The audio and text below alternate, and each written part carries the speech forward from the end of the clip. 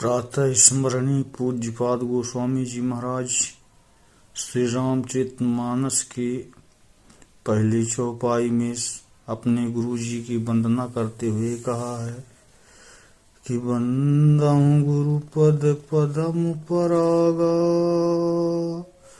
सुरिच सुवास सरस अनुरागा।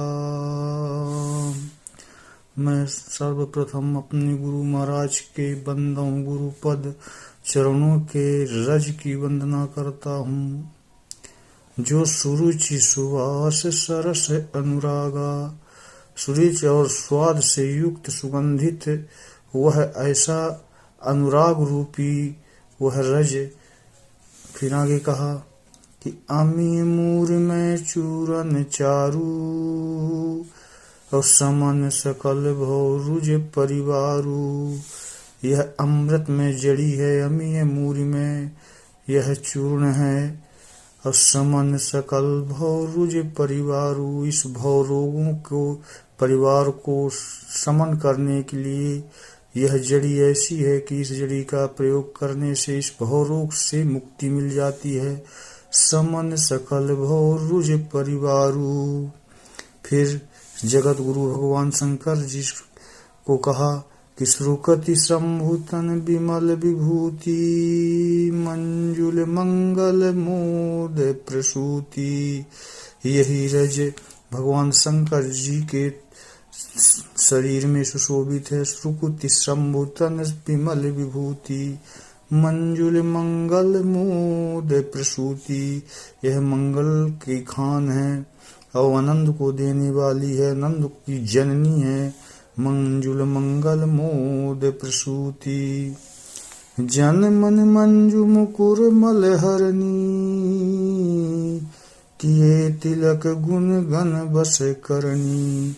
यह अपने भक्तजनों के मन रूपी मुकुर को मल को हरने वाली है। जन मन मंजु मुकुर मल हरनी किए तिलक गुण गण बस करनी। भक्त लोग इसका तिलक करते हैं तो उनके हृदय में गुण का उदय हो जाता है कि ये तिलक गुण गण बस करनी।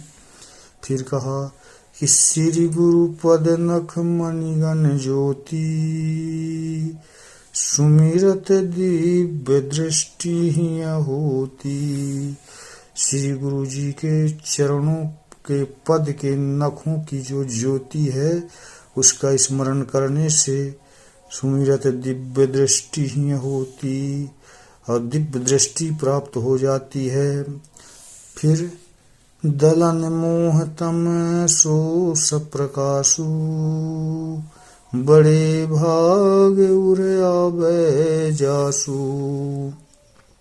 इस संसार रूपी माया मोह के जाल को दलन मोह तम सो सप्रकाशु अंधकार को नष्ट कर देती है और प्रकाशित ज्ञान का प्रकाश कर देती है। दलन मोह तम सो सप्रकाशु बड़े भाग उर आबई जासु। जिसके बहुत बड़े भाग होते हैं उसी के हृदय में ये प्रकट होती है। बड़े भाग उर आबई जासु। फिर आगे कहा कि उभरहि विमल बिलोचन ही के मिटहि दोष दुख भव रजनी के।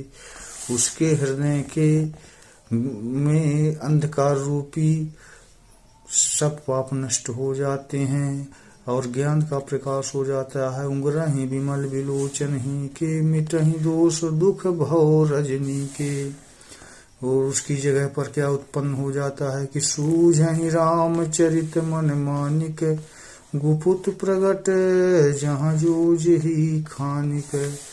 और रामचरितमानस में उसका अनुराग हो जाता है और ऐसा ज्ञान उत्पन्न हो जाता है कि उसके गुप्त ज्ञान जो प्रकट हो जाता है।